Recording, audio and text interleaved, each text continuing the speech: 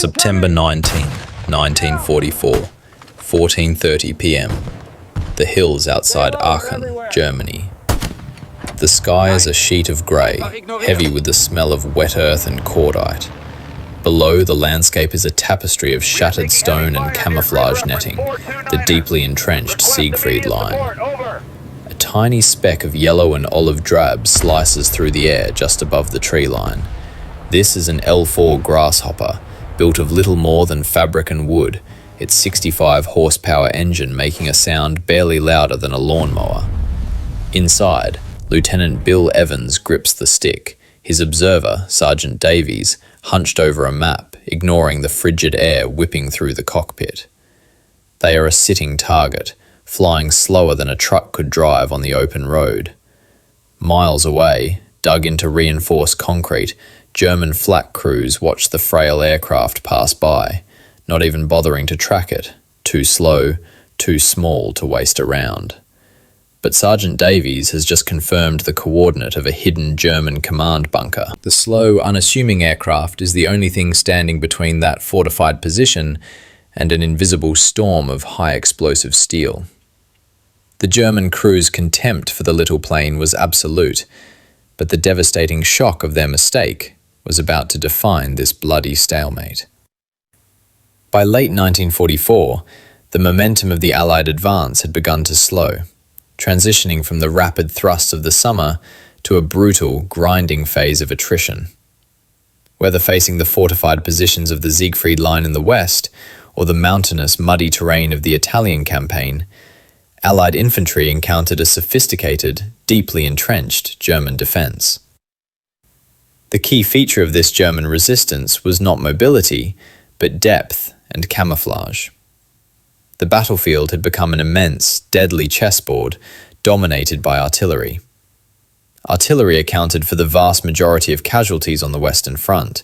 The Allied forces possessed overwhelming superiority in both the quantity of guns and the supply of ammunition.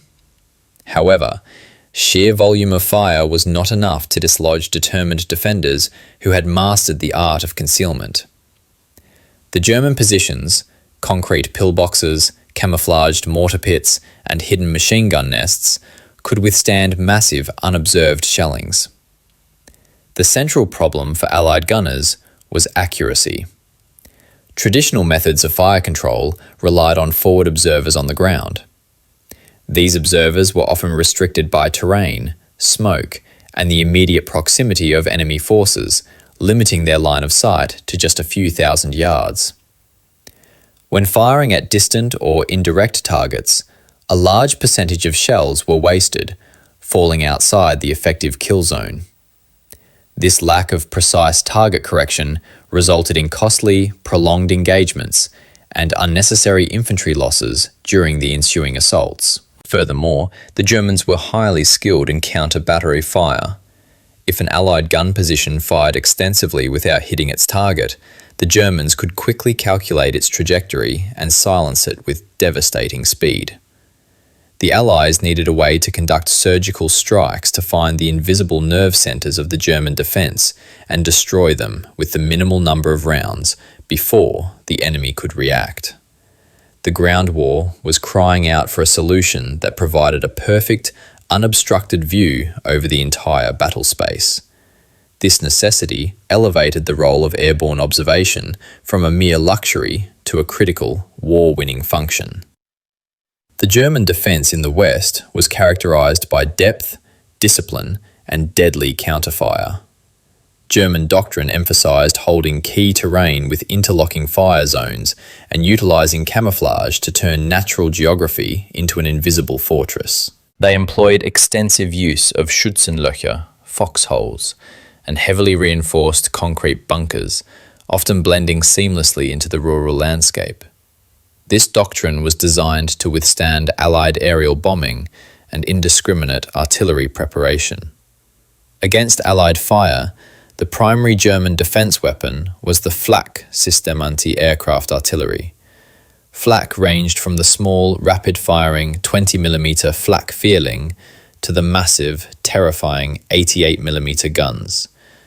German flak doctrine was clear: prioritize fast, high-altitude threats like heavy bombers and fast fighter bombers, which carried the most destructive payload.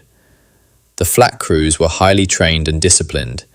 They were not instructed to waste precious, heavy ammunition on targets considered insignificant or non-threatening.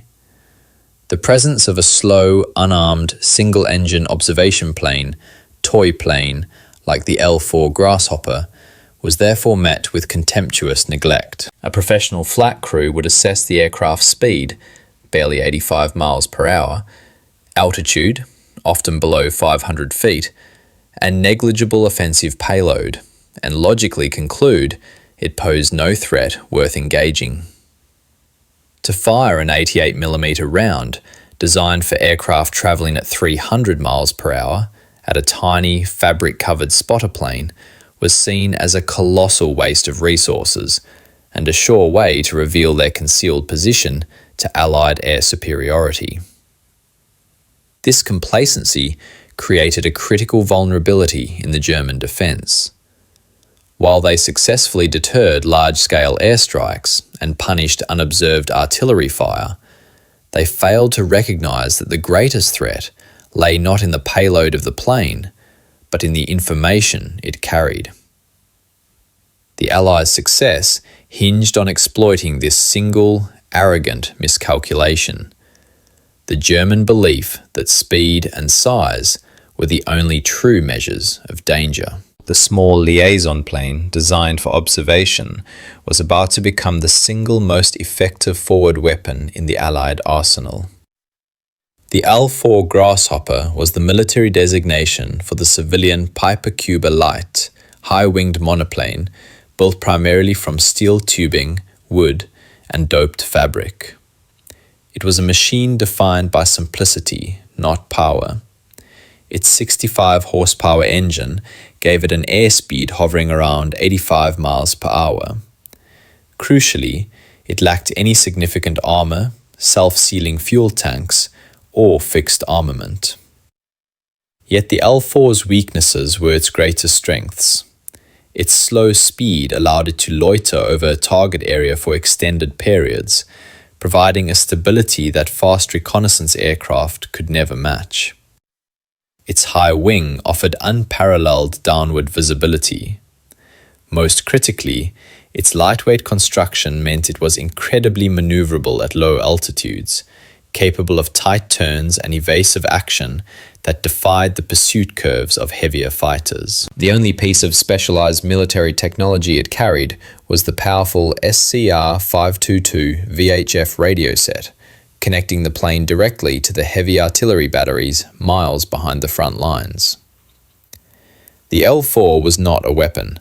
It was a perfect, stable, and highly mobile camera platform for the eyes of the artillery. The German flak anti-aircraft crews were highly professional, operating complex, lethal systems like the 88mm gun. Their training instilled a disciplined triage of targets based on threat level. A low-flying L-4 represented a negligible threat. Its fabric skin meant that even if hit by fragments, it might not be immediately destroyed, and its size made it frustratingly difficult to hit with the large, slow-traverse flak guns. Their arrogance became their fatal flaw. To an 88mm gun commander, firing at the L-4 meant revealing a valuable concealed position to Allied air and counter-battery fire, for a target that was not worth the tactical cost. The German crews held their fire out of doctrine and contempt, labeling the plane a stork, or worse, a ones, bug, dismissing it as an annoyance. They fundamentally misunderstood the nature of the real threat. The L-4 was not attacking them, it was observing them, and its observation was about to summon destruction from kilometers away. The men who flew the L-4 Grasshopper embodied an extreme form of quiet courage. They were mostly young pilots, often flying without parachutes due to the tiny cockpit size, knowing a direct hit meant certain death in an unarmored fuel tank. The missions were a brutal test of nerves. The pilot had to maintain precise altitude and course, while the observer, often an artillery sergeant, was hunched over the radio and map, correcting fire amidst the deafening noise of the engine and the constant threat of ground fire.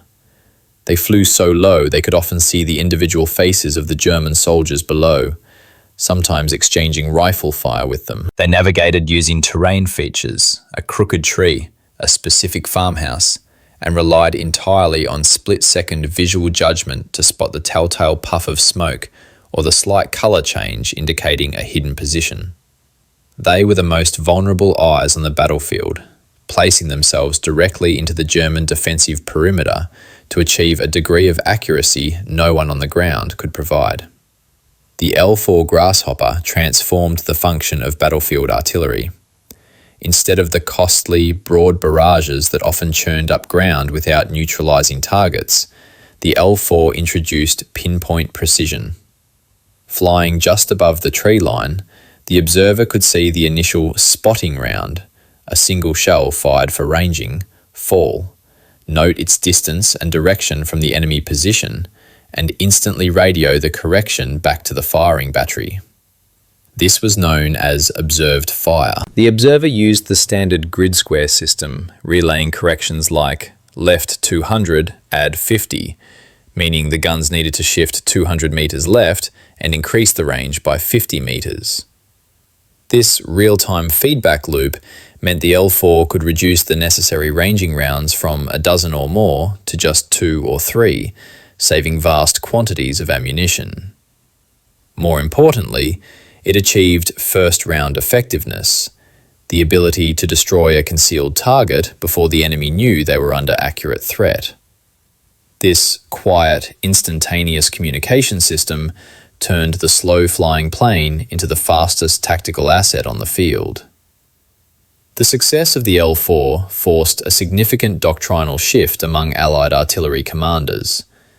Leaders who had traditionally relied on the sheer volume of unobserved fire, firing blindly at pre-plotted coordinates, rapidly embraced the new methodology. Command structures were optimized to utilize the L-4's reports instantly. For commanders facing stubborn, dug-in positions, the L-4 was a game-changer, allowing them to shift from merely harassing the enemy to surgically eliminating key tactical points, such as command bunkers, heavy machine gun nests, or hidden mortar pits that were holding up an entire infantry advance. This new reliance on the air spotter required immense trust. The commander committed dozens of expensive 155mm howitzers capable of leveling city blocks, based solely on a brief radio transmission from a lone sergeant or lieutenant hovering hundreds of feet over enemy territory. The L-4's accuracy not only saved lives on the ground by reducing exposure time, but also dramatically enhanced the morale of the infantry, who knew their supporting fire would actually hit the mark. The L-4's unique tactical advantage lay in its invisibility to the priority threat matrix. The fact that German Flak Crews ignored it created a form of operational invisibility. The plane and its crew possessed a moral weapon: the knowledge that they were calling down utter devastation while their enemies deliberately chose not to engage them. This psychological edge allowed the crews to operate with audacious confidence, flying into areas no fighter or medium bomber would dare penetrate. This silent, low-altitude work stripped the German defence of its greatest asset: surprise and concealment. The L-4 ensured that every piece of German camouflage, every concrete slab, and every carefully plotted position was eventually revealed. The Germans learned to fear the tiny sound of the lawnmower engine overhead, realizing too late that its presence guaranteed a swift, accurate, and inescapable deluge of Allied high explosives. The light aircraft had established its patrol over the enemy's head, and the stage was set for a focused, deadly operation where the Grasshopper would call down the final fire. The date is March 1st, 1945. The location is the heavily fortified German industrial approaches to the Rhine River. Allied forces are bogged down, facing a massive concentration of camouflaged concrete and steel. Success hinges on neutralizing a specific, deeply recessed German regimental command bunker, critical nexus of communication and command that coordinates the entire sector's resistance. The bunker's position is known generally, but its exact firing coordinates remain hidden within an urban shell. At 10:15 a.m., L-4 Grasshopper No. 476, piloted by Lieutenant Carl Benson with Sergeant Observer Joe Miller, begins its mission. The conditions are poor, low visibility, with haze and smoke lingering from earlier fighting. Benson pilots the fragile plane, flying in deliberate, low, weaving patterns, soften below 400 feet to avoid ground fire and get an unobstructed look. Miller, peering down through the plane's plastic door panels, uses binoculars to scan the terrain, searching for the telltale signs of disturbed earth or concrete ventilation shafts. The plane's engine noise draws attention. Below, positioned on a low ridge, a German 20mm flak crew tracks the L-4. The gun commander holds his hand up, signaling 9. The target is too slow, too small, not worth revealing their position. They watch, secure in their belief that the Wanzer is harmless. At 10:48 a.m., Miller spots it, a newly excavated trench line leading into a massive, heavily camouflaged rise of earth, the bunker. He confirms the grid square and relays the coordinates to the Allied 155mm Howitzer battery, Battery C, 28th Field Artillery Battalion, stationed 3 miles back. The message is terse and precise. Fire 1 round, smoke. Target M47 grid 68. Over. The initial round lands at 10:52 a.m. It bursts roughly 300 yards too far and slightly to the left. Miller, without flinching under the increasing rifle fire now aimed at the plane, gives the immediate correction. Shift right 300, drop 150, fire 1 round, HE, over. The German flak commander below is now acutely alert. He sees the smoke from the Allied round and recognizes the pattern. The insignificant little plane is coordinating accurate fire. But before he can issue the counter order to engage, the Allied command has confirmed the target is high value. The artillery prepares to unleash maximum firepower. The order, fire for effect, crackles through Sergeant Miller's headset at 10:55 a.m. This command signals the battery to cease ranging and unleash a rapid, focused concentration of shells designed for maximum destruction. Dozens of heavy 155mm howitzer, nicknamed the Long Toms, open up simultaneously, their roar deafening even kilometers away. The ground around the German command bunker erupts in a massive, continuous explosion. The second ranging round, guided by Miller's pinpoint correction, had landed accurately. The ensuing fire for effect barrage concentrates pure devastation onto the small target area. Concrete shatters, camouflage netting is vaporized, and the intricate communication network housed within the bunker is instantly ripped apart. Down on the ridge, the German flak crew realizes the gravity of their mistake. The flak commander screams orders to bring the 20mm quad gun to bear on the elusive L-4. But it is too late.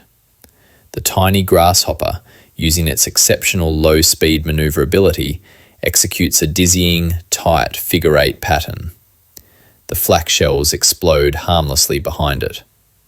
The Grasshopper is too quick at close quarters and too small for the heavy guns to effectively target.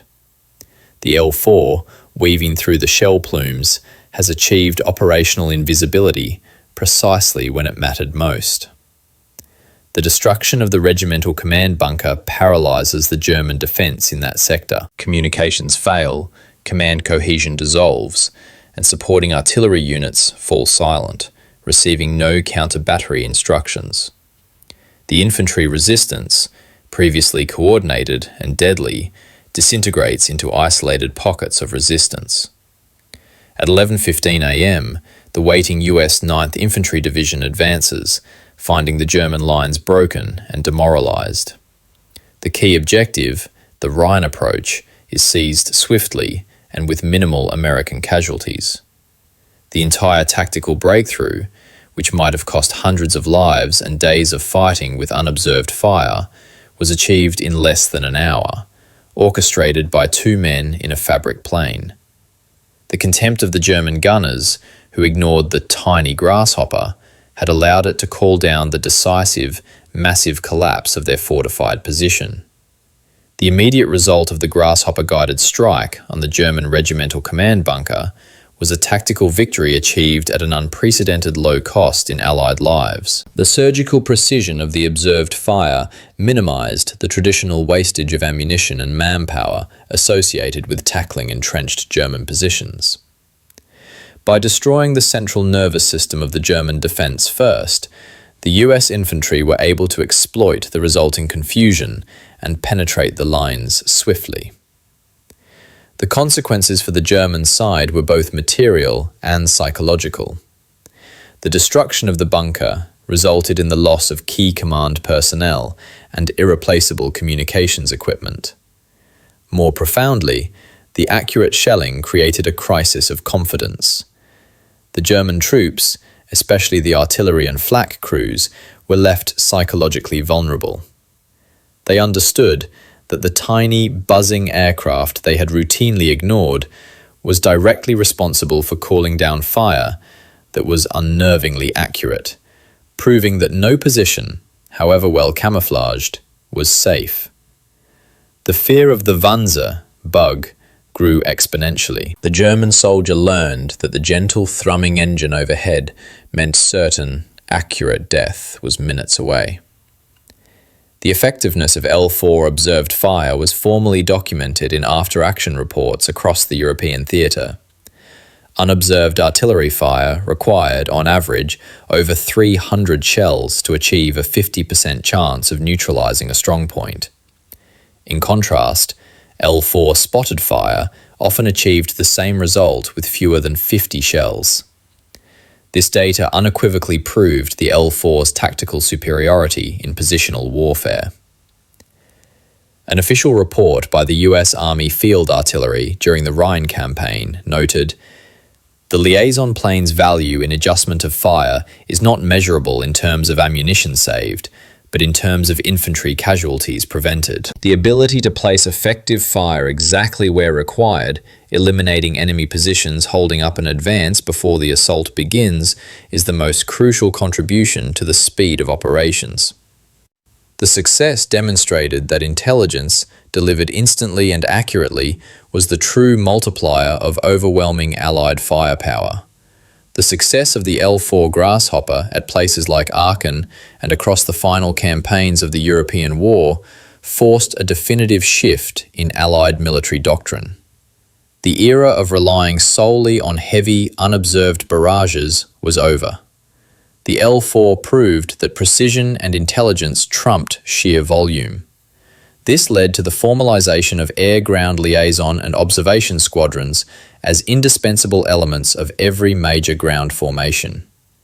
Artillery doctrine was fundamentally rewritten to prioritize observed fire whenever possible, maximizing destruction while minimizing shell expenditure and collateral damage. The Grasshopper's unique operational advantage, its invisibility to flak doctrine, also prompted a belated and costly recognition from the German side.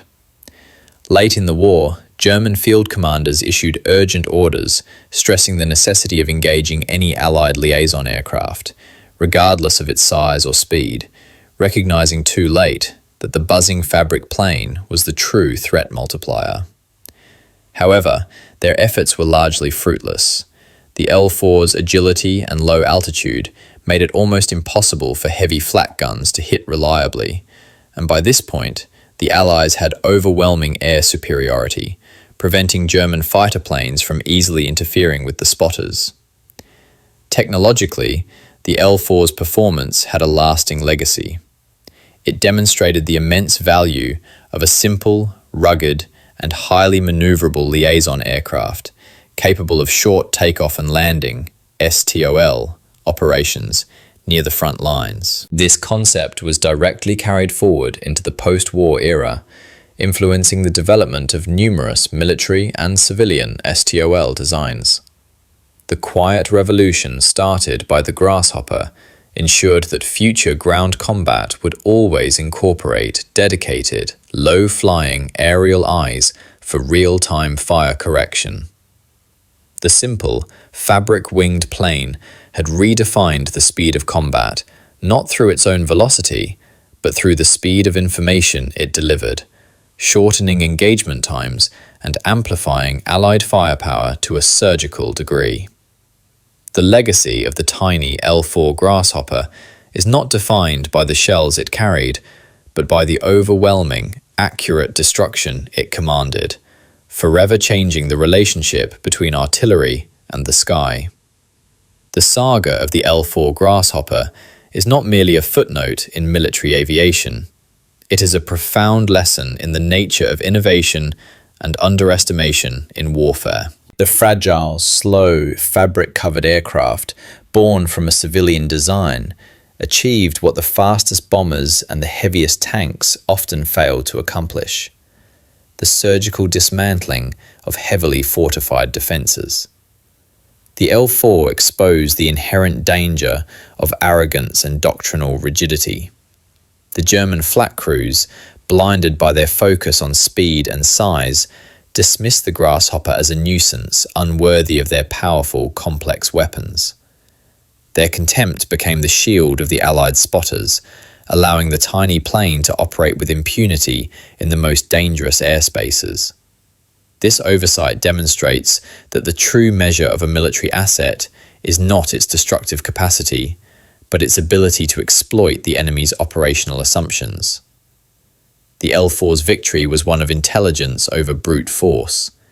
It taught military leaders that if you can see perfectly and communicate instantly, a single artillery round can be more effective than 1,000 fired blindly. The little plane's greatest power was not its 65 horsepower, but the clarity of its vision and the reliability of its radio. It was the crucial link that transformed massive, dispersed Allied guns into a single, cohesive, and perfectly aimed instrument of destruction. The quiet, buzzing sound of the L-4 overhead thus became the soundtrack to the final, bloody chapters of the war, symbolizing how ingenuity, courage, and information delivered at the slowest possible speed achieved the fastest, most decisive results. The greatest power on the battlefield was the human eye, carried aloft on wings of cloth, commanding the iron fist of massed artillery.